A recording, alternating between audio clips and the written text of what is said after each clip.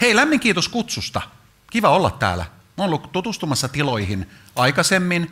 En ollut ihan varma, että mihin tämä sitten taipuu ja muuta. Nyt näen ihan eri asussa kuin oli silloin. Ja tosi mahtavaa nähdä, miten tästä saa tietysti monenlaisia eventtejä ja lähetyksiä ja nauhoituksia varten niin erittäin monipuolisesti toimivan studiotilan. Ja mä oon iloinen tästä kutsusta siinä mielessä myös, että me puhutaan hirveän ajankohtaisesta aiheesta. Ei vaan sen takia tietysti, että tekoäly nyt rynnii joka paikkaan ja kaikki haluaa puhua tekoälystä ja joka toinen eventti, jos ei ole pääaihe tekoäly, niin ottaa sen ainakin teemakseen ja niin edespäin. Vaan varsinkin tämä, että miten mediat vaikuttaa meihin, miten se taas tekoäly vaikuttaa myös sitten mediabisnekseen näin, niin siinä on todella paljon ruodittavaa.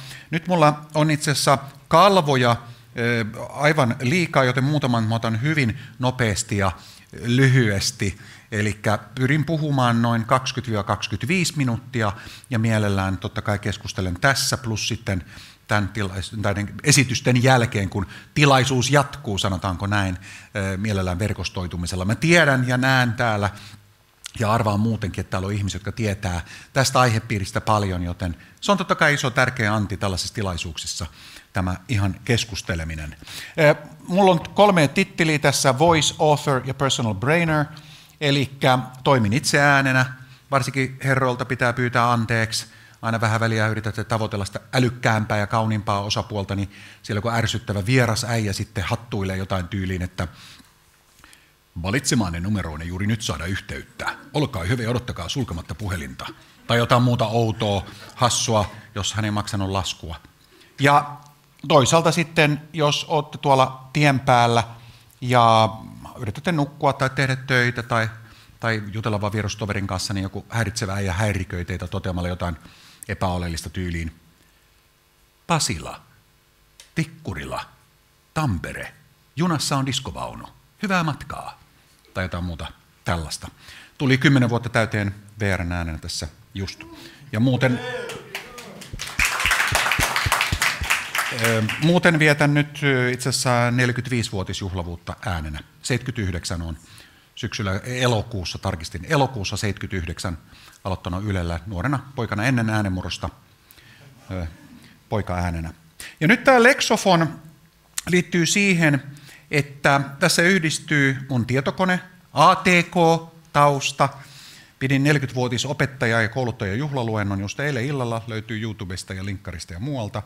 Ja nyt ollaan sitten tultu 40 vuoden aikana siihen kohtaan, että nämä niin kuin nyt jotenkin yhdistyy uudella tavalla, vahvemmin kuin koskaan aikaisemmin. Tietotekniikka ja ihmisääni. Erilaisia kokeiluja ja muuta on tapahtunut vuosien saatossa, mutta se mikä nyt nimenomaan liittyy tämän vaiheeseen, ei vaan toi great voices, että tehdään laatua ja hyvää ja miellyttävää ihmisääntä tietokoneella, vaan tämä fair play. Ja siitä tuun sanoa muutaman sanan. Ja se liittyy siihen, että miten media-ala nyt kohtelee meitä ääniartisteja. Miten se kohtelee niitä yleisöjä, katsojia, kuuntelijoita. Koska siinä on nyt paljon eettisiä ja moraalisia kysymyksiä tietysti, mitkä on hyvin tärkeitä. Osittain on vaikeita. Osa niistä ei pitäisi olla ollenkaan vaikeita, mutta sitten kun himo kiiluu silmissä ja on pulaa, ajasta on kiire, niin ylilyöntejä, vahinkoja ja laittomuuksiakin ollaan jo nähty ja tullaan tietysti näkemään. En käy omaa uraani sen kummemmin, mutta tässä on äskeiseen viitaten se, että tosiaan Yleisradiossa aloitin 79 elokuussa, olen toiminut kaupallisilla kanavilla myöskin, ja sitten puhelinverkon äänenä on nyt tosiaan 32 vuotta tuli just täyteen nyt syyskuussa, ja VR:n äänen kesäkuussa 10 vuotta. Jonkun aikaa on tehnyt tätä, ja tämä niin kuin teknisesti, jos mennään tästä kulttuurista ja psykologiasta tähän teknologiaan, niin mehän eletään tällaista aikaa, että jos mä mietin nyt omasta näkökulmasta, niin kyllähän nämä voi toki jakaa vaikka minkälaisiin aaltoihin tai askeliin tai vaiheisiin tämän teknologiakehityksen viimeisen 40 vuoden aikana. Mä oon itse aktiivisesti osallistunut tekijänä, toteuttajana, toimijana näissä aalloissa. Jännää tässä kalvossa on ehkä se, että samalla tavalla kuin lerput ja korput ja romput ja kaikki muut kivat lempparit on syntynyt hyvinkin nopeasti suomen kielessä ATK, sitten tietotekniikka, IT-alalle. Ja meillä oli mikrot, eli kotitietokoneet, home computers, kasarilla. Sitten tuli netti, kännyt, some. Tekoälystä ei ole lemppari. Tämä on nyt vähän vakavampi paikka. En tiedä, mitä se sitten tarkoittaa, miksei, vai tuleeko jossain vaiheessa, mutta ainakin tällä hetkellä niin jotenkin. Tämä ei ole yhtä niin kuin leikin asia jotenkin jostain syystä. Tekarit, joo. Sellaiset on mun mummollakin, mutta tiedä, sopisiko se sitten tähän kanssa. Mikrot me otettiin mikroaaltouuneista sitten omaan käyttöön, mutta katsotaan, jännä nähdä. Ja silloin nyt se, mistä mä tänään halusin tarkemmin keskustella ja keskustelen mielellään tuolla tosiaan näiden esitysten jälkeenkin, on oikeastaan nämä 3 kysymystä. Ne on polttavia kysymyksiä, näitä löytyy paljon, mutta aika tässäkin, kun aina on rajallinen, niin pyrin totta kai karsimaan ja rajoittamaan tätä keskustelua ja miten tätä isoa alaa kannattaisi tarkastella. Monoliitit versus friikut, eli kyllähän isot monoliittiset, eli tällaiset isot mediatalot, niin on monessa mielessä helisemässä, koska tuolla joka toinen kokemusasiantuntija ja influensseri ja koululainen ja lukiolainen niin pyörittää omia kanaviaan ja kilpailee. Ja sitten toisaalta, varsinkin nyt erittäin ajankohtaisena meillä oli vaalit ja Amerikassa, Yhdysvalloissa on vaalit, niin missä määrin me eletään omissa kuplissamme vai oikeasti jaetussa todellisuudessa. Niin tässähän on nyt isot kysymykset tekoälyn aikana, sekä uhat että mahdollisuudet. Ja sitten toisaalta tämä oma luovuus versus koneen luovuus. Mä itse, nyt kun olen toiminut, niin toiminut tällaisten asiakkaiden kanssa vähän eri rooleissa, eli löytyy puhelinvaihteista, löytyy kuulutuksista, löytyy erilaisista videoista ja muuta. Ruotsalaisessa teatterissa aikanaan toiminut ja Ylellä aloitin siis 70- ja 80-luvun, 80, 81, 82, 83, ja nämä kaikki muut tässä logot on sellaisia, joille tälläkin hetkellä teen muutaman viikon välein erilaisia toimeksiantoja. Eli tämmöinen tylsä kuuluttajasetä, ja se on mahdollisuus, mutta myöskin tietysti rajoitus nyt. Ja se, miksi Lexofon syntyi, niin liittyy siihen, että mä pistin LinkedInissä postauksen just joulun alla viime vuonna, 2023, ja sanoin, että joo, mun ääntä voi sitten tuossa ensi vuonna keväällä 2024 niin ostaa tekoälyäänenä. Se räjähti ihan käsistä. Suomen Yrittäjät teki sitä jutun etusivulle webiin, jonka jutun luki Hufvudstadsbladetin toimittaja, joka teki jutun Hufvudstadsbladetin, jonka artikkelin luki Helsingin Sanomien toimittaja, joka teki jutun. Ja sitten se on ollut Etlarissa ja Keskisuomalaisessa ja Karjalaisessa ja joka paikassa. Ja muhun otti yhteyttä moni ja monen kanssa löytyi sitten yhteinen sävel, ja siitä syntyi sitten Lexofon. Eli meillä on Pasi Ruohonen täällä, jos nouset seisomaan, niin kaikki näkee, ja sitten on Tero Laiho tässä. Hän on myös ääni, Tero on UI ja UX-guru, ja sitten meillä on Setok, eli Christopher Lawson, Irlannin lahja Suomelle, perustanut muun muassa tällaisen pikkunarikon kuin Holvi, jos joku on joskus kuullut, niin sarjateknologiayrittäjä. Ja meitä on yhteensä 7 ihmistä, ja me ollaan löydetty nyt toisemme. Kirjoittanut muutaman kirjan, me muun muassa maailman pienin Suomessa, koska julkaistu kirja tuossa keskellä, ja sitten yhteisöllinen media, mikä liittyy vähän tähän aiheeseen. Mutta lisäksi on auttanut 30 vuotta ihmisiä käyttämään aivojaan, ja se liittyy tämän päivän teemaan. Koska nyt kun varsinkin meidän pitää olla paitsi medialukutaitoa ja kriittisyyttä, niin sitten herää kysymys, että minkälaiset ne kyvyt ja taidot meillä ihmisillä pitää olla, tai mediataloilla pitää olla, jotta ne pärjää. Ja nyt jos otetaan ensimmäinen näistä 3 isosta kysymyksestä, monoliitit versus friikut, niin kyllähän me selvästi nähdään ja odotan jännityksellä tässä seuraavaa esitystä, koska se, että miten oikein tämmöinen iso monoliitti, eli iso kuutio tai tämmöinen iso kivitalo, jossa on sitten journalisteja, osastoja ja erilaisia kanavia ja toimituksia, niin miten se pysyy sitten relevanttina, kun yhä useampi freelanceri tekee hyvin tehokkaasti töitä. Ja se isoin tärkein kysymyshän on tässä tämän tyyppinen, eli yhden hengen pieni firma voi olla tehokkuudeltaan, luovuudeltaan, ja jos mä käytän sanaa tehokkuus suomeksi, niin mä sanoisin, niin kun käytän silloin sitä englannin kielen sekä efficiency että effectiveness merkityksessä. Ja otetaan joku viikko tai kuukausi, niin tämä yhden hengen narikka, jolla on sopivat tekoälyt käytössään, niin voi saada yhtä paljon aikaan ja toimittaa yhtä paljon matskua, mutta paljon halvemmalla ja nopeammin ja tosiaan kustannustehokkaammin kuin joku 3 kuin 2 hengen firma. Yhtä paljon kuin 3 hengen firma. Ja tämä tarkoittaa tietysti silloin sitä valitettavasti media-alalla, että siellä sitten toisaalta niin edellytetään ja pitääkin voida edellyttää, että työntekijät oppii käyttämään näitä välineitä ja sitten se tarkoittaa sitä, että joka toinen mediatalo nyt on karsimassa myös ihmisiä. Mutta ja vaikka tämä on ikävää niin kuin yksilötasolla, niin itse mä nyt edustan sitä koulukuntaa, että näitä on tullut vähän väliin. Kun katsoo näitä aaltoja, tuli tietokoneet, nekin tehosti asioita. Ja sitten tullut nettiä, tullut kännykät ja somemarkkinoinnissa ja niin edespäin, niin näitä aaltoja on tullut kerran toisensa jälkeen. Mutta se tietysti, mikä meidän pitää todeta, että kyllähän tämä on niin kuin vaikutuksiltaan tässä tehokkuusaspektissa esimerkiksi niin suurempi kuin mikään näistä edellisistä aalloista. Sitten jos mietitään niiden friikkujen toimintaa, niin jotkuhan toimii toki laillisesti ja niillä on 1 tai 2 hengen puulaakin, voi tehdä paljon enemmän kuin joku vähän isompi firmakin tai yhtä paljon se. Mutta mullahan kävi tällä tavalla, että mun ääni vietiin, sain videoklipin, Christopher, kiitos, lähetti mulle klipin, lähtikö Christopher jo? Vai hän ei uskaltanut jäädä tänne, okei. Christopher Westerlund, joo, kyllä just tässä. Reidar, ootko nähnyt tämän klipin? Siinä sanotaan, mä nyt sanon tämän ääneen anteeksi, tämä on lainaus, niin että voi pistää sitä mun suuhun tätä. Valitsemani pornovideo ei nyt ole katsottavissa, mutta pillua olisi tarjolla. Ja se jatkuu yhtä räikeästi sitten tämä mainosvideo, johon oli siis kloonattu mun ääni, koska mun ääntä on tuolla netissä. Se on helppo ollut ottaa, kopioida ja pistää pornopalvelun mainos speakiksi. Se oli videospeakkinä siis. Ja en mene siihen lakikeissiin nyt ihan näin julkisestikaan ja muuten, mutta hyvin mielenkiintoinen juridinen keissi.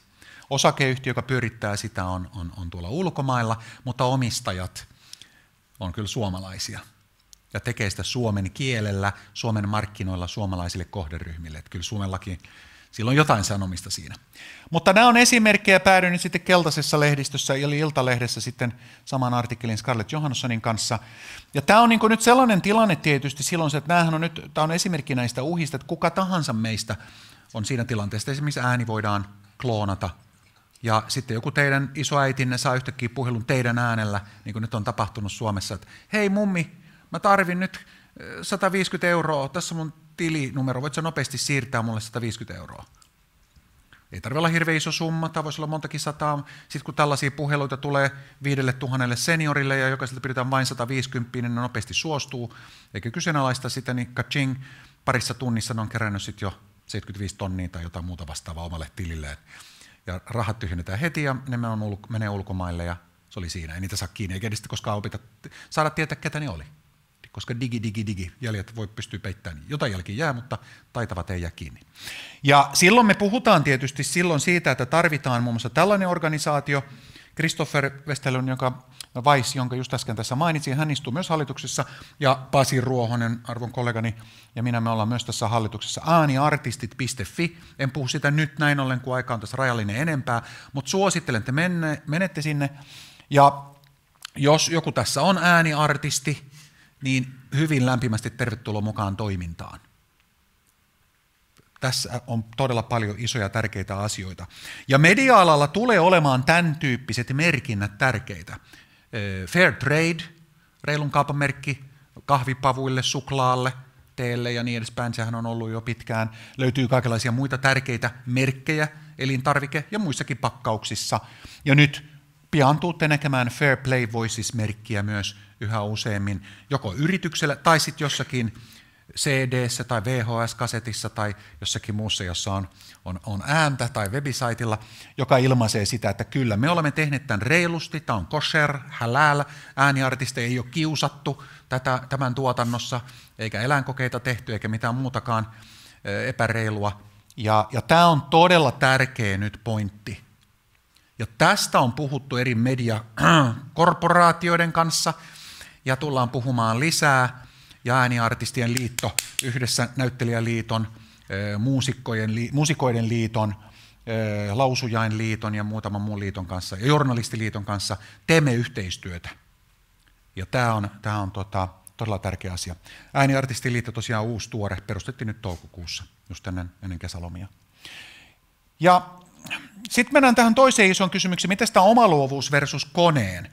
No lyhyesti voi todeta, niin jos katsoo esimerkiksi näitä kuvia, kuka erottaa tässä nyt, mikä on aito valokuva ja mikä on kenties näistä 1 tai 2 yhtä, tai miten se meneekään. Mikä näistä on tekoälyluoma, mikä on valokuva? Aika vaikea sanoa.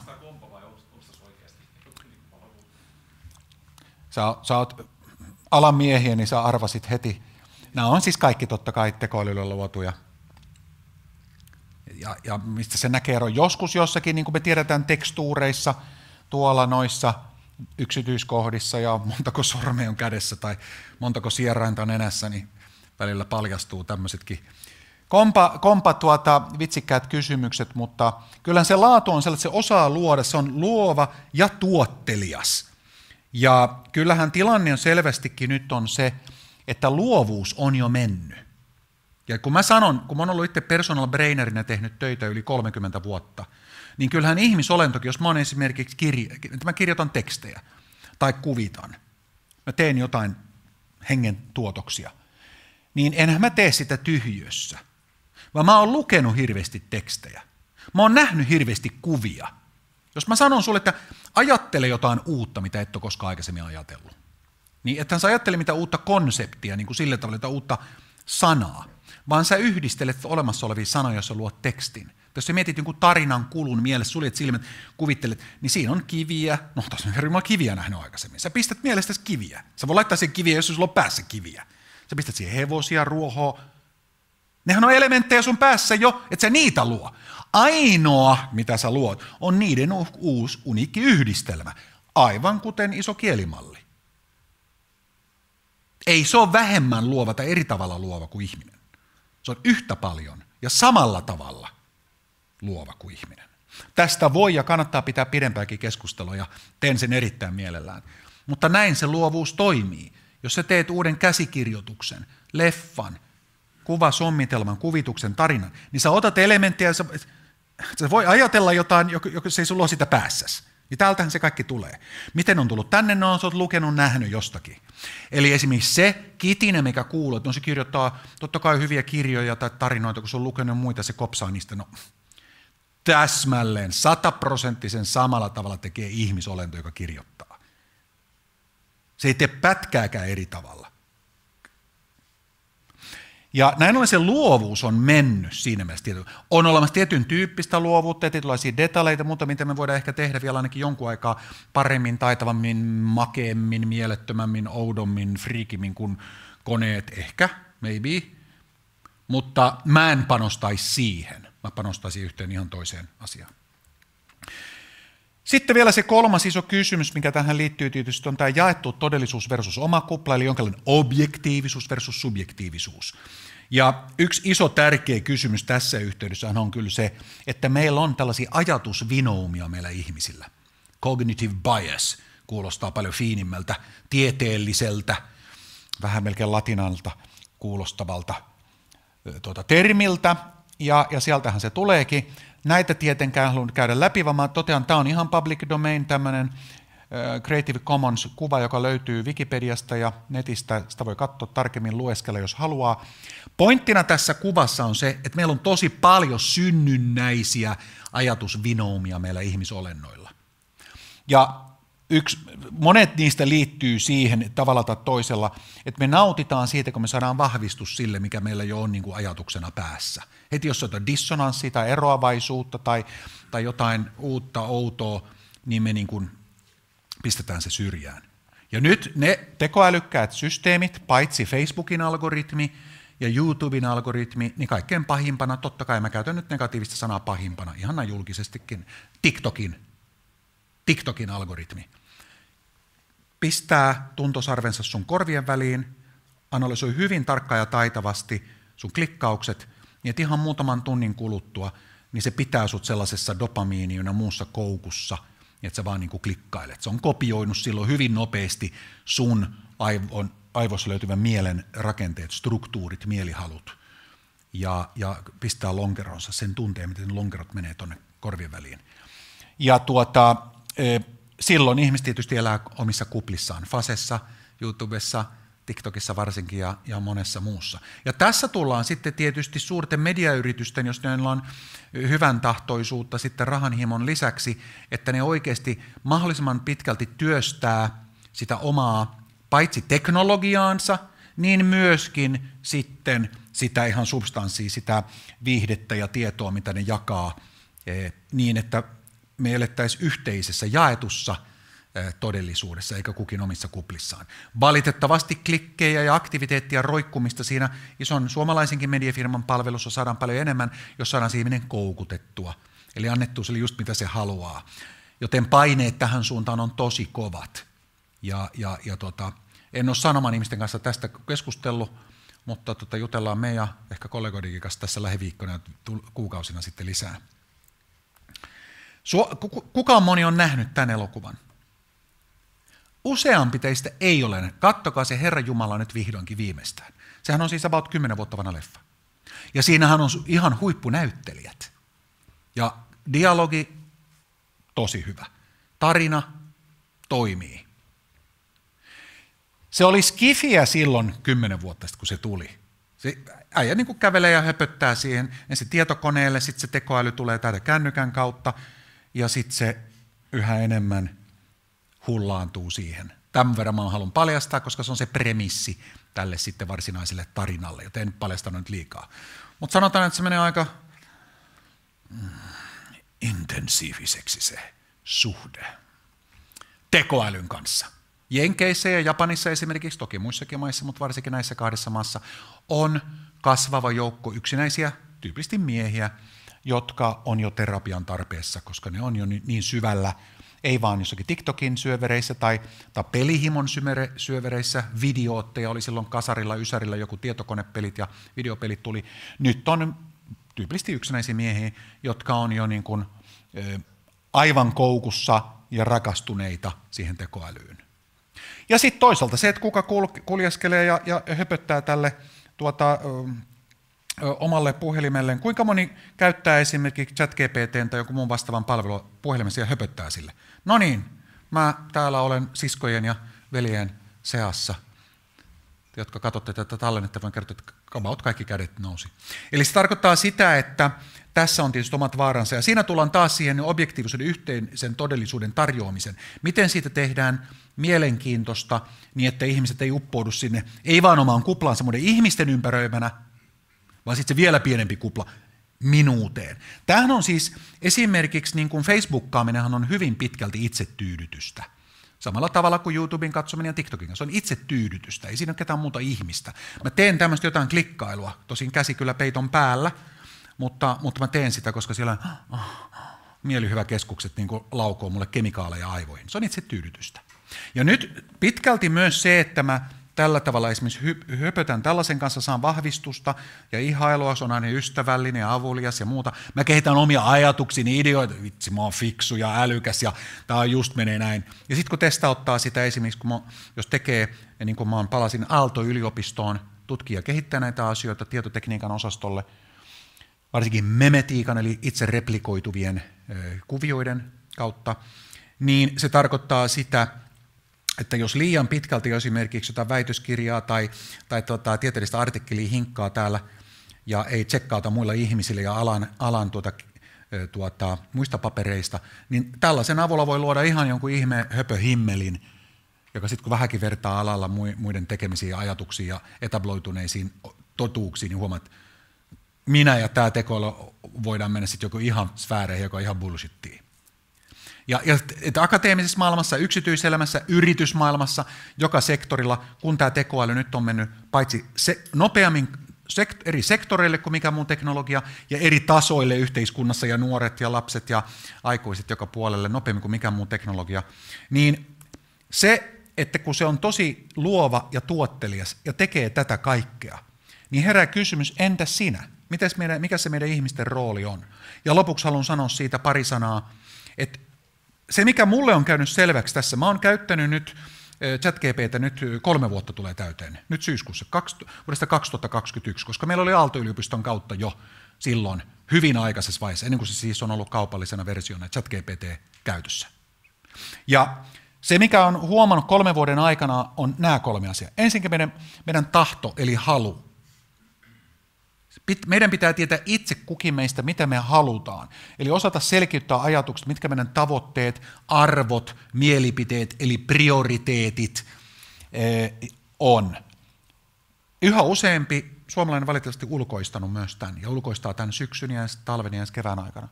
2, sit pitää osata ilmaista itseään. Mä nyt on maininnut tässä promptailun. Kuinka moni on harjoitellut promptailua? No niin, about kaikki nykyään, joo.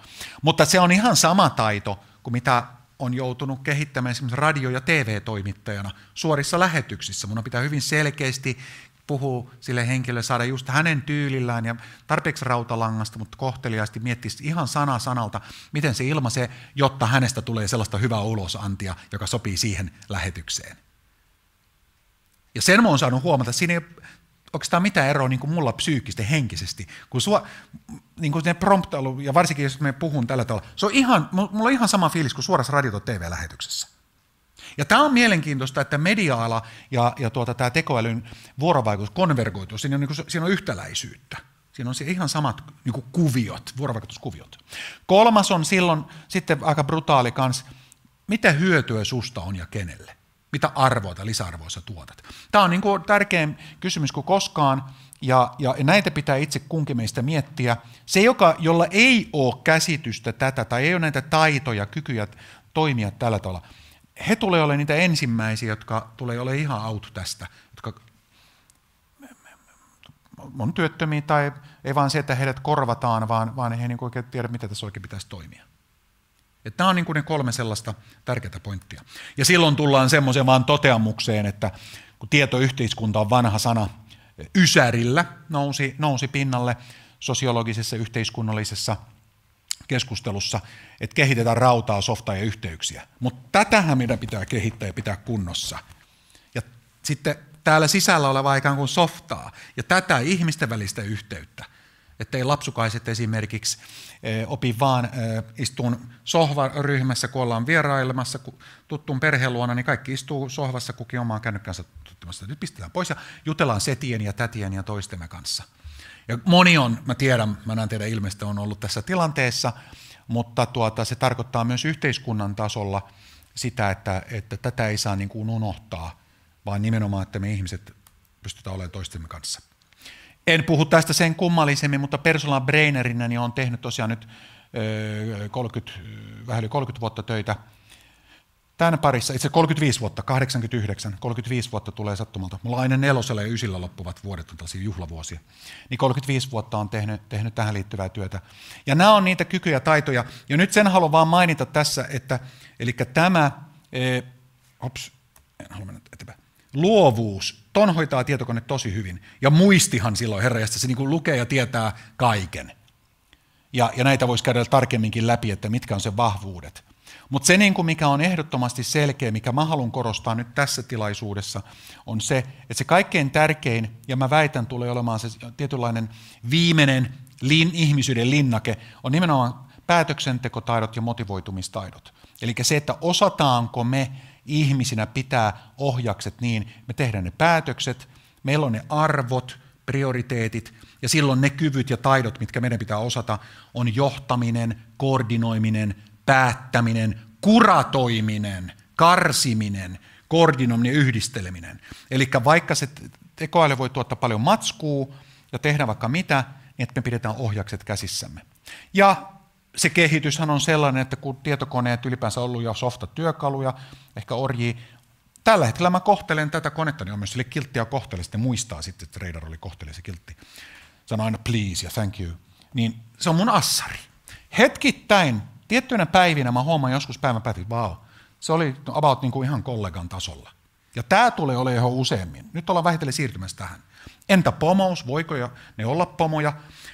No siitä annan ehkä sellaisen esimerkin, tai 2 esimerkkiä, että yhä useampi suomalainenkin työelämässä oleva ja normaalilta fiksulta näyttävä aikuinen kysyy siltä niin paljon siltä joltakin ChatGPTltä, että Se vähän niin kuin ulkoistaa myös päätöksenteon, että mitä pitää tehdä. Sitten lähetetään asiakkaalle toi matsku ja pomolle annetaan tämä raportti ja taulukko. Eli luotetaan siihen, ollaan ikään kuin kuitenkin sitten sen tekoälyn ohjauksessa. Onko mä ohjauksissa, onko se ohjauksessa? Se on vähän hämärtyy yhä enemmän. Ja 2008 globaali talouskriisi, me ei saada unohtaa, että siellä ostettiin, myytiin kultaa, osakkeita, vehnää, öljyä globaalisti, niin muutaman milliamikrosekunnin lyhyillä vasteajoilla, että ihmiset ei pystynyt siihen, vaan luottivat. Ne antoivat tietyt rajat, jos menee tänne alle, osta, jos menee yli ton, myy, ja muita sääntöjä, algoritmeja ja niin edespäin. Ja sehän meni sitten päin persettä. Siitä voisi puhua 60 minuuttia siitä, mitä 2008 tapahtui ja miksi, mitä se liittyy tähän. Mutta se on esimerkki, että ulkoistettiin se päätöksenteko. Että minä päätän.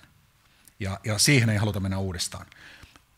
Omassa arjessani niin nämä on niitä keskeisimpiä, noi oranssilla korostetut, mitä mä niin kuin, en ihan päivittäin kaikkia, mutta sanotaanko viikossa, niin jokaista noista oranssista, mun tämä on mun assari, jota mä kiitän ja thank you ja please, kyllä sanon, muistakaa, että se vaikuttaa tuloksiinkin. Niin saan sieltä erittäin paljon hyötyä. 1+1 rupeaa olemaan hetkettäin kyllä hyvin vahvasti 3. Ja sitten tietysti mediatuotannossa, kaikissa muissa prosesseissa, mihin kohti se AI menee, eri välineet sopivia eri prosesseihin, mutta AI paremmin kuin mikään muu näistä teknologisista kehityksistä, niin tulee valta-alaan, tämä on tämmöinen anonyymi prosessi, mikä sinun työprosessi onkaan, niin tekoäly tulee olemaan yhä vahvemmin mukana about tai lähes kaikissa niin kuin seuraavan muutaman vuoden aikana. Ja sen takia niin kuin media-alalla tai millä tahansa alalla on tärkeää tietysti oppia ymmärtämään paitsi se mahdollisuudet, niin rajoitukset. En näitä sen kun me käy läpi, mutta Lexofon sai heti kysyntää, sen sitten me lähdettiin miettimään jotain teknologian rakentamista. Me lähdettiin myymään heti, koska olemassa olevia välineitä on ja meillä on sen verran osaamista, että ruvettiin myymään korkealaatuisia ääniä, tehty äänikirjoja. Ja tässä on nyt yksi pieni, ihan lyhyt näyte. Nyt jännätään, toimiiko teknologia vai ei. Kuunnelkaapas. Järki-ihmisiä ei ole olemassakaan. Me kaikki olemme tunneihmisiä. Tämä johtuu ihmisaivojen kehityksestä. Aivojemme vanhimmat osat ovat vastaavat kuin eläimillä, ja niiden tehtävänä on pitää meidät hengissä. Tunteet syntyvät salamannopeista tiedollisista prosesseista, joiden tavoitteena on saada meidät toimimaan ennen kuin ehdimme edes ajatella. Jos vaikkapa horjahdamme saunassa kuumaan kiukaaseen, kiskaisemme itsemme välittömästi irti, ennen kuin ehdimme edes tiedostaa, mitä oikein tapahtui. Nobel-palkittu psykologi Daniel Kahneman kutsuu tätä mekanismia systeemi ykköseksi. Systeemi ykkönen on olemassa sekä ihmisillä että eläimillä. Ei mitenkään epäironista, että ensimmäinen tuotanto meillä oli tunteista kertovasta kirjasta. Suosittelen kirjaa muuten hyvin lämpimästi. Ja tämä on Karla Rindell. Me ylpeänä iloisena aina esitellään se ääniartisti, ja hän sai tästä lähes yhtä paljon rahaa kuin olisi mennyt studioon. Pikkasen alempi. Ei niin kuin pieni murto-osa, vaan jos normaalisti saa näin paljon, niin hän sai tollaisen palkkion. Ja nyt hänen äänensä on tekoälyaänenä, eli onko se uhka joillekin puhujille, ääniartisteille tai firmalle, mutta mahdollisuus hänelle, koska hän voi istua siellä kotona ja aina sitten välillä tulee tilille napsahtaa rahaa. Ei ihan yhtä paljon, jos olisi mennyt 5, 6, 7, 8 kertaa studioon lukemaan sitä, niin saa sitä noin 70-80 pinnaa sitten vastaavan summan tilille tekemättä mitään. Että aikamoinen mahdollisuus monelle. Ja lisäksi sitten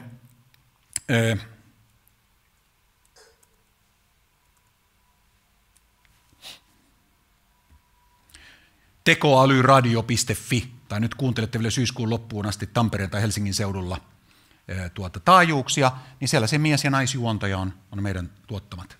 Siellä on Niina Tapio, tunnettu Rajattomista ja telkkarista ja näytelmistä, upea laulaja, naisääni, niin Niinan ääni pohjalta tehty naiskuuluttaja, radio personality, ja Tuukka Haapaniemi, ihana syvä basso, oli viimeksi taiteilijoissa bassossa ja monessa muussa paikassa laulanut pitkään. Jotenka tämä on saanut julkisuutta ja saa julkisuutta jatkuvasti, ja päätöksenä haluaisin vielä sitten korostaa sen, että seuratkaapa tätä. Miten tämä niin kuin uhkana ja joukkona mahdollisuuksia oikein kuvastuu sitten siihen, että miten tätä kohdellaan, miten me kohdellaan, miten sijoittajat kohtelevat, miten mediat kohtelee tätä. Tässä on ne 3 tärkeitä, mä sanoisin, niin kuin sijoittajat, me kansalaiset ja mediat. Monesti kun teknologia tulee, sitten on hirveästi odotuksia, sitten on ihan huipussaan, kaikki on täpinöissään, harrastetaan, tehdään paljon, sijoitetaan, kirjoitetaan. Sitten huomataan, että onhan tässä vaaroja, lapset koukuttuu ja addiktiota ja poliittista vaaraa muuta. Ja erilaisista syistä sitten vähän niin kuin laskee ja sitten on tällainen disillusio, eli vahvan pettymyksen jälkeen huomataan, että ehkä tämä nyt ei ollutkaan hirveän hyvää. Ja sitten vähitellen noustaan sieltä niin, että siitä tulee semmoinen perus niin kuin työkalu. Tällä hetkellä näyttää siltä, että me sahataan tässä edestakaisin. Tämä on Gartner Groupin, joka on tällainen tutkimuslaitos ja yritys siis, joka tekee markkinaraportteja, tutkimuksia, heidän luomansa mallia. Monesti se aika hyvin on pitänyt paikkaansa. Riippuu vähän mitä aikajaksoja tarkastetaan, mutta uusien teknologioiden kohdalla. Mä oon huomannut nyt tähän mennessä, että tämä ei ihan meekään tällä tavalla näin. Ja se johtuu 2 seikasta. Ensinnäkin se kehittyy hurjalla tavalla. Kännyköiden, somen, netin, se kehitys on paljon hitaampaa muuta. Ja toinen iso asia on se, että se valtaa meidän ajattelun ja mielen. Se korvaa meidän niin kuin aivot, jopa kokonaisen ajatustyötä tekevän ihmisen. Ja siihen löytyy muutakin. Mutta se ei meekään nyt tällä kertaa ihan näin. Jos 2 vuoden kuluttua otetaan tämmöinen samanlainen afterwork ja katsotaan miten sitten meni, niin, mutta ainakaan tällä hetkellä se ei mene ihan näin. Ja se on hyvin kutkuttava, jännä, pelottava ajatus. Tänne mahdollisuuksia uhkia ihan tämäkin. Paljon muutakin mielellään kertoisin ja näin, mutta aika on rientänyt ihan hurjalla vauhdilla, joten kiitos teidän ajastanne. Pysyn kuulolla mielellään netissä, linkkarissa muualla ja täällä mielellään keskustelen kun on aikaa. Kiitos.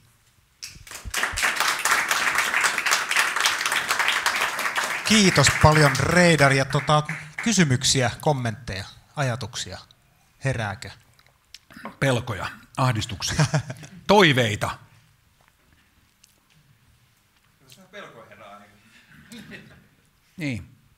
Kuinka moni täällä on tämmöinen, jos mietitään AI-optimisti, AI-pessimisti, niin kumpi kallistuu ehkä enemmän semmoisen karkeasti ottaen AI-optimismin puolelle? Entä AI-pessimismin? 2 vaan tästä ryhmästä, mutta tämä on nyt ymmärrettävää tällaisessa porukassa tietysti. Mutta mielellään keskustelen tosiaan tarkemmin, jos tämä otetaan tämmöisenä dialogin avauksena täällä ja netissä, niin hirveän mielellään linkittäydyn. Ja tosiaan meillä on Pasi Ruohonen, Christopher Lawson ja Tero Laiho myös täällä paikalla, niin jutellaan kauhean mielellään. Kiitoksia. Kiitos tuhannesti Reidarille. Vielä uploadit. Joo, oli paljon ajatuksia herättävä puheenvuoro. Ja laitetaan kaikki kalenterin siis 12.9.26. Silloin Reidar kertoo täällä taas tästä Gartner Hype Cyclesta ja missä tekoäly menee silloin. Eikö näin ollut? Kyllä. Kyllä. Loistavaa, kiitos. Ja jännityksellä odotan, että mitä seuraava puhuja, eli Haajan Tapio Sanomalta, sanoo tästä aiheesta. Onko sielläkin tätä optimismia? Mutta Tapio, ole hyvä. Kiitos. Joo, tosi hauska olla täällä ja terveisiä sieltä lasimonoliitin yläkerrasta. Tulin tänne edustamaan Evil Media Corporationia. Mutta mä oon tekoälyoptimisti ja sen takia mä oon tuosta vetänyt yli ton uhat. Eli mä puhun nyt mahdollisuuksista. Ja tänään mä pysyn aika käytännönläheisemmässä. Reidarin puheenvuoro oli tosi hyvä. Siis melkein pitää pyytää sut puhumaan meillekin. Tämä oli tosi hyvä ja herättelevä. Joo. Niin mulla on fokuksessa video tänään. Pysytään tietenkin, nyt me ollaan firmassa, missä tehdään paljon striimiä, paljon videoa ja muuta, niin on ihan loogistakin. Ja miksi mulla on nyt fokuksessa video, niin muutama sananen mun omasta taustastani. Mä muuten ihmettelen, miten Reidar voi olla mua 2 vuotta vanhempi ja sillä on kuitenkin 20 vuotta enemmän työkokemusta, en tiedä mitään tapahtunut, mutta suuri mysteeri. Mutta mun tausta, mä oon yli 20 vuotta on niin digivideon ja videon parissa puuhastellut vuosituhannen vaihteesta. Mä alun perin tulin alalle, jotkut ehkä muistaa SubTV-kanavan, kun se oli sellainen aika rosonen Rosonen muun TV-henkinen, niin 2000-luvun alussa niin sinne palkattiin sellaisia parikymppisiä, joilla oli ehkä enemmän motivaatiota kuin osaamista, niin siinä pääsin alalle käsiksi. Ja siellä tosi pitkään, ihan alun perin mä olen ollut leikkaaja. Ja siellä muuten, oma Pasinkin ääntä kyllä joskus, ja Karjalaisen Jarin ihan järkyttävästi, Anderssonin Esa näitä, että jos on muuta, niin leikely. Että speakereiden kanssa on kyllä toimittu. Mutta sitten kun 5 kertaa olin lanseerannut Big Brotherin, ajattelin, että elämässä on pakko olla jotain muuta. Mä olin silloin 30, mietin, että mä voin enää 60-vuotiaana lanseerata Big Brotheria, että tässä ei ole enää mitään järkeä. Sitten pääsin opiskelemaan tuonne Taikkiin, silloin sellainen uuden median maisteriohjelma. Se oli mulle aika silmiä avaava, ja silloin päätin, että en enää palaa telkkariin, että se oli siinä. Menin suoraan maikkarille. Siellä pyöritin sellaista luovaa tiimiä, joka teki promoja, ja sitten hiljalleen päädyin sen liiketoiminnan puolelle vetämään katsomoa ja niin edespäin. Siellä sitten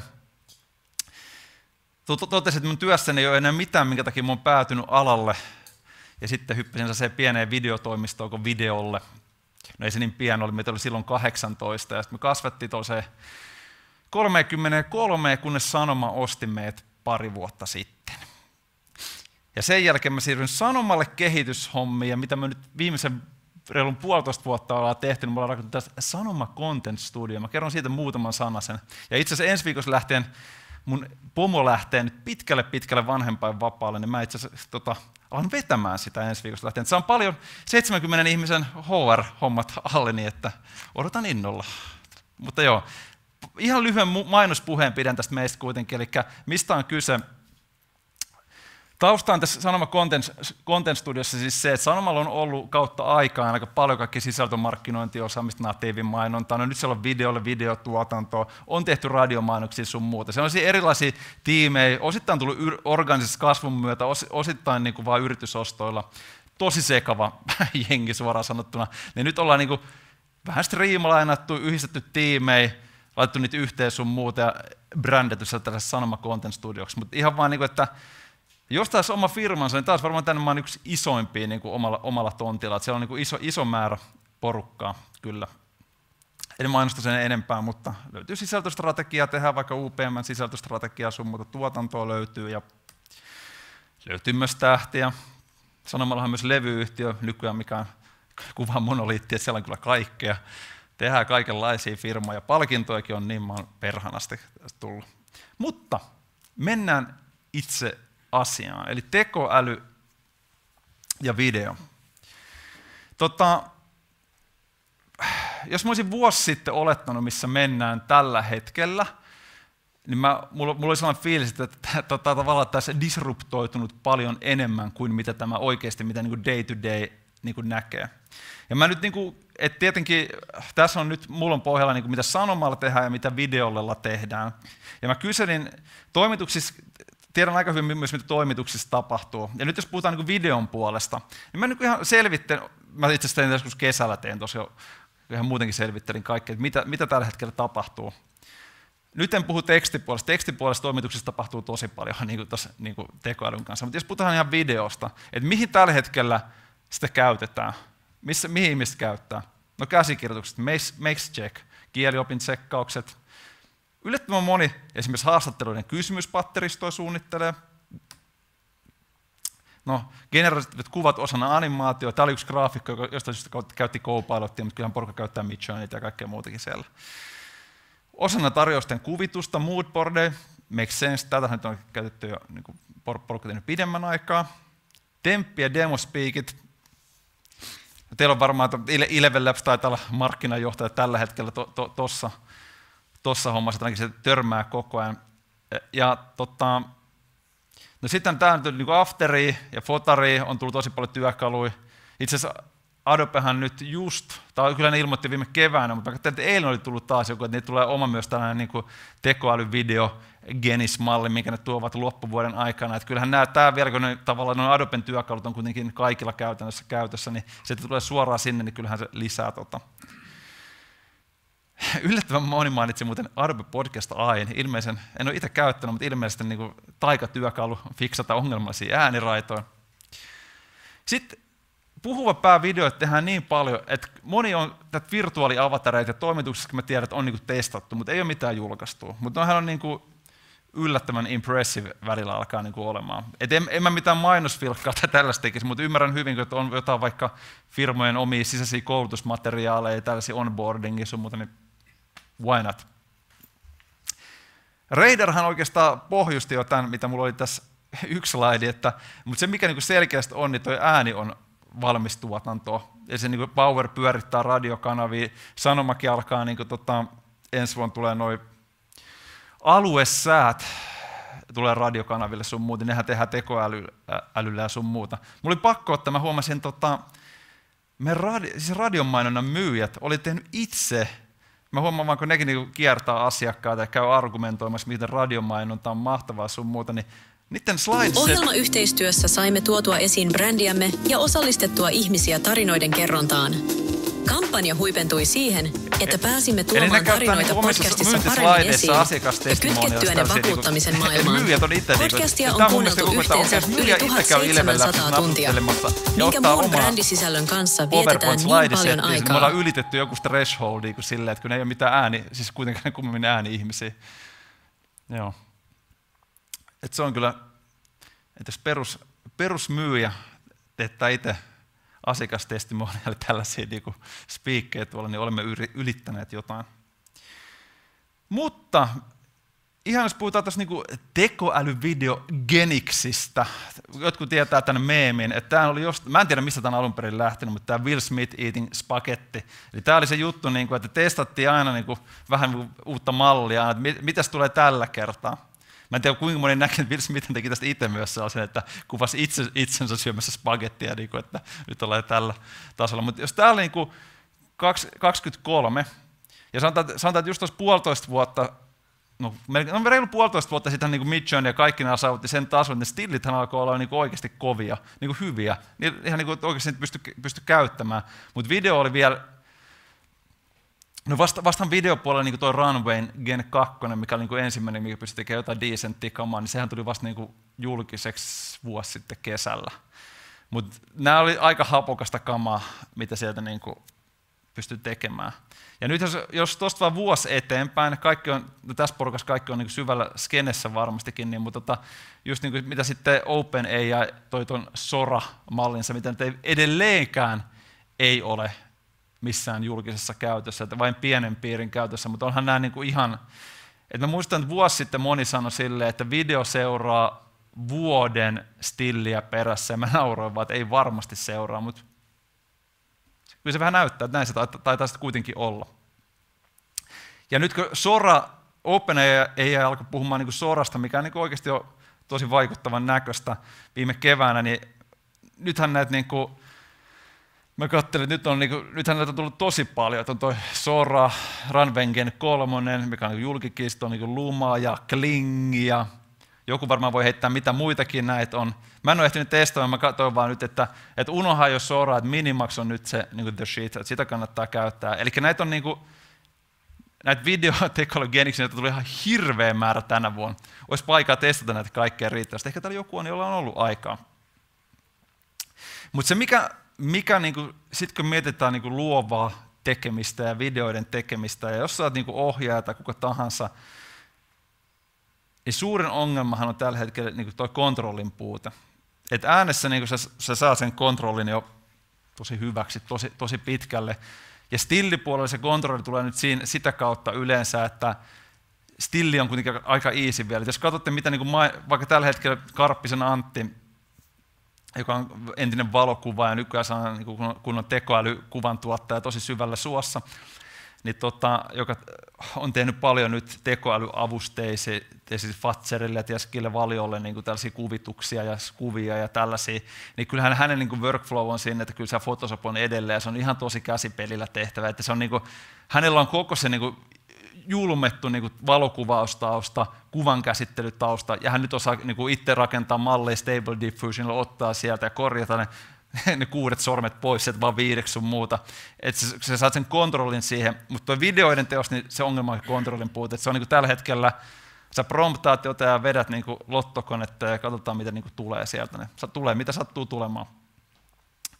Mutta jos ei ole tuttua, niin vähän että miten tämä tällä hetkellä ylipäätään, jos sä luot niin videoita Genikselle, niin mitkä ne niin tavat tehdä on? Sulla on käytännössä 3 eri tapaa. Yksi on tuo promptaaminen. Kerrot vaan mitä haluat ja toivot parasta. Sitten on tuo, että sulla on teksti ja kuva, mikä on sit tällä hetkellä tuntuu olevan tällä hetkellä ehdottomasti paras tapa. Lähtökohtaisesti melkein, mä näytän kohta esimerkin, mikä mut vähän leuan loksautti tässä tämän viikon alussa. Ja sitten toi, mikä on ollut toi teksti plus video, niin mennään tälle, otas tälle. Nämä on viime vuoden, tämä on Roope Rainiston esimerkki. Roope Rainiston on tekoälytaiteilija, jonka kanssa vedettiin tällainen tekoälywebinaari tuossa taannoin.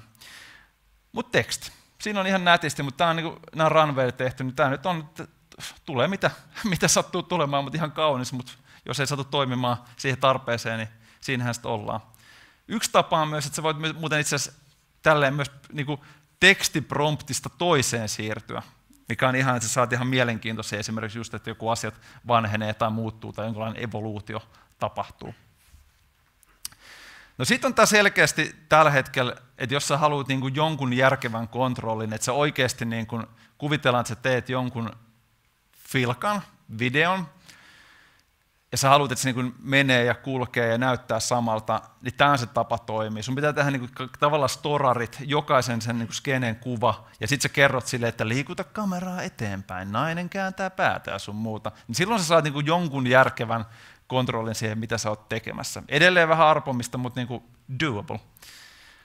Sitten tämä viimeinen on tämä, että sulla on ihan video, mikä vaan muutetaan toiseksi. Ja näähän nyt on, voisi sanoa, että nämä tavallaan jonkun asteisia filttereitä, mutta näitähän on nyt nähty tosi vaikuttavia, että sä muutat vaikka animeksi jonkun sun oikein kuvatun homman.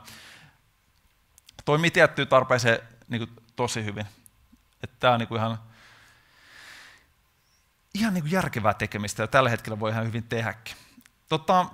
Mä näytän teille yhden videon, eli taustaksi vähän tämä, että meillä on ensi viikolla, tai videollellaan, mikä on osa tätä sanomaa nykyään, niin on tällainen videomarkkinointi 2024 virtuaalitapahtuma. Siellä on 2 päivää, koska se yhteensä 16 eri sessio, ja nämä useimmat sessiot on nautettu etukäteen.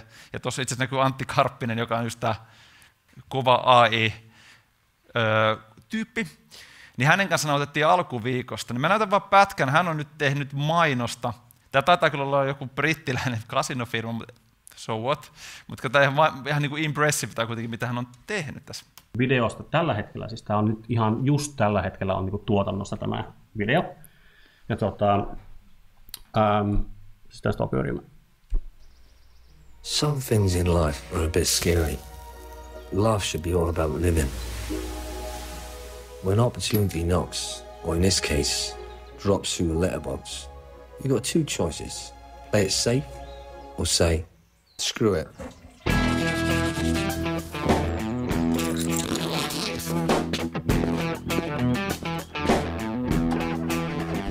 And off he goes into the great unknown. Sometimes scary can be fun, right?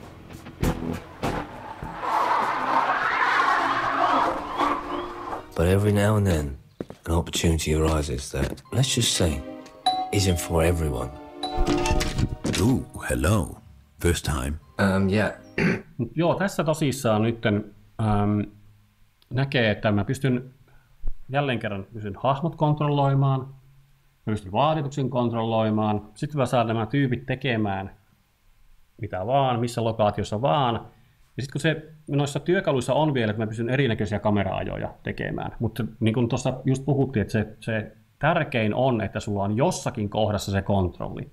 Mä toivon, että se kontrolli tulee enemmän myös sinne videopuolelle, mutta tällä hetkellä se on se tärkein, että sulla on se kontrolli siinä stillin generoimisessa ja teet sen storyboardin niin valmiiksi stilleissä ja sitten sieltä löytyy ne animaatiotyökalut, joilla sä pystyt ne stillit animoimaan, ihmiset puhumaan ja sitten kun sä vielä saat siihen sen lipsynkan, eli yksittäinen vaikka ruutu näistä, missä tämä on tässä, niin otat sen pelkästään sen animaation, missä se vaan niin katsoo ympärilleen ja teet siihen sen lipsynkan esimerkiksi, audiot päälle, Eleven Labsilla korjaat äänet, niin ei tarvitse kotoa lähteä. Ei tarvitse kotoa lähteä. uhka vai mahdollisuus. Että olihan tuollainen niin kuin unenomainen fiilis sun muuta, että vähän niin kuin animaation oloinen toi pätkä, mutta se on ihan ehjä kuitenkin alusta loppuun. Että siinä on selkeästi pystytty ja okei, Antti on supersyvällä suossa. Että ei toi vaatii kovan ammattilaisen, mutta anyway, että on toi niinku, tää oli että okei, ei tää nyt ollut enää sellainen ihan niinku hapokas pätkä, että alkaa niinku olemaan jo. Että toi oli mulle niinku ainakin vähän.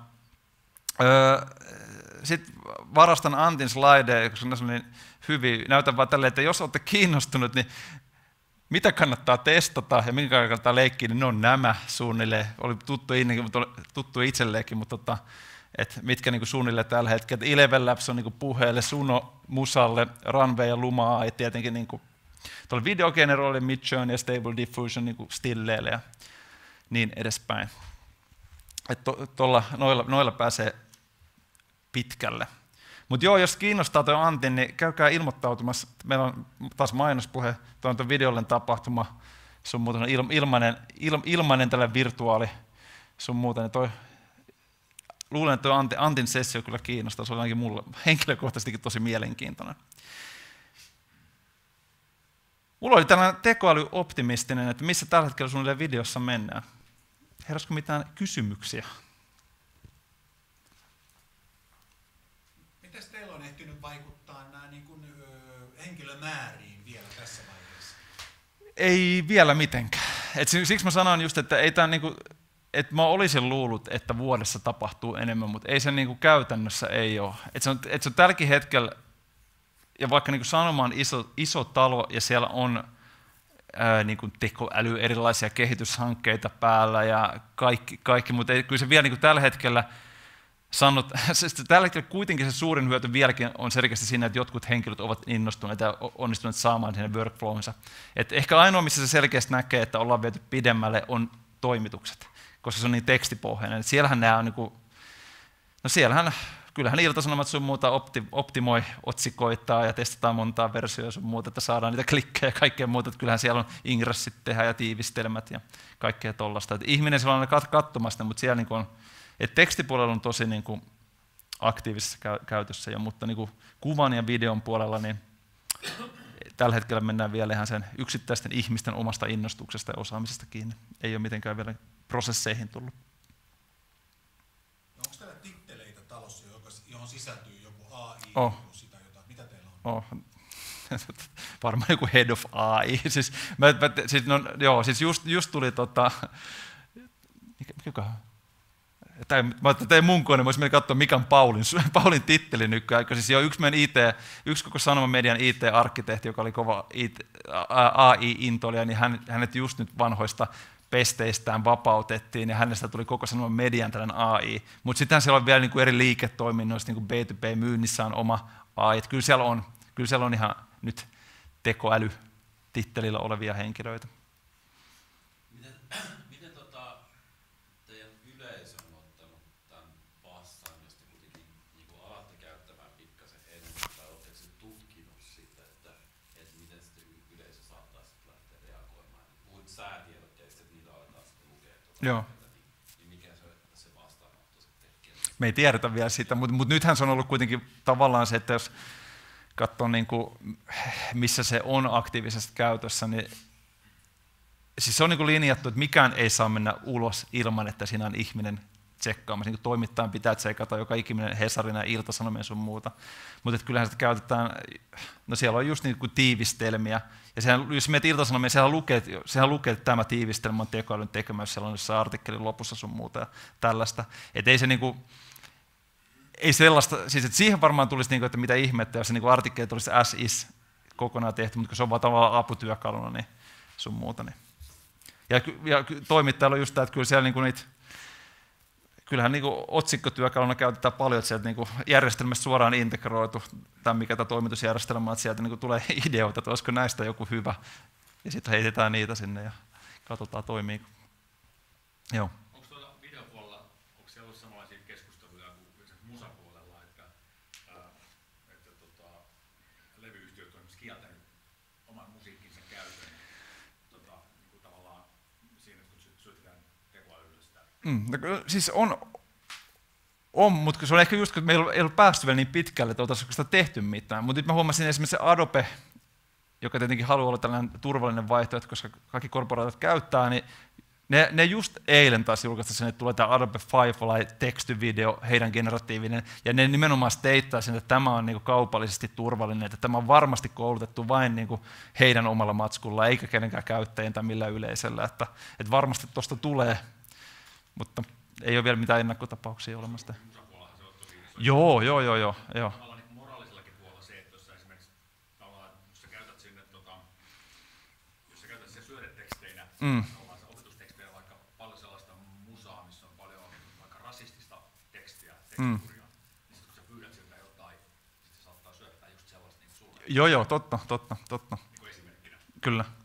Mä muuten vielä tähän, siis jos katselee tällä hetkellä videopuolella, jos puhutaan vielä mainospuolella tai ylipäätään, niin missä käyttö kasvaa koviten, no se on just se lyhyt video, eli TikTok, Instagram Reels, Shorts sun muuta. Sitten jos menet katsoa vielä, mikä siellä rokkaa eniten, niin sehän on nyt tällainen, no mä kutsun sitä lo-fi-sisällöksi. Eli tällainen tosi autenttinen ja kännykällä tehty, ja siis se tosi autenttinen sisältö.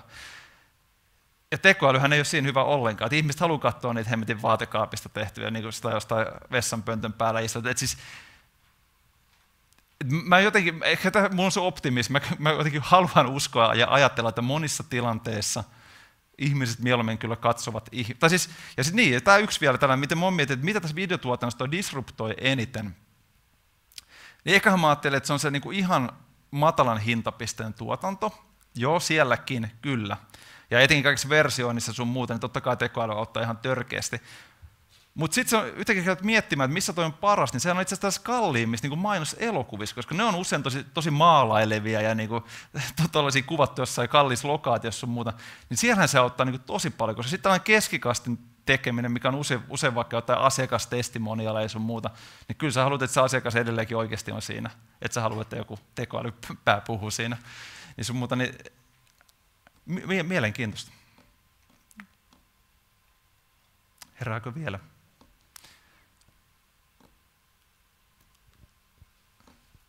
Mutta aika alussa ollaan edelleen niin kuin näin in real life, että vaikka jotkut ovat täällä, niin sitten mä huomaan, että kuitenkin niin kuin missä oikeasti mennään ehkä tuotantoyhtiössä sanomallakin sun muuta, niin tosi alussa. Joo. Kiitoksia. Tuhannet kiitokset myös Tapiolle. Ja teillä oli siis 24. Joo, ensi on torstai, perjantai, kyllä. Tällainen virtuaalitapahtuma. Ja sitten bongasin, että Reider on puhumassa ensi viikolla myös. Epicenterissä tiistai-ilta 17. päivä kello.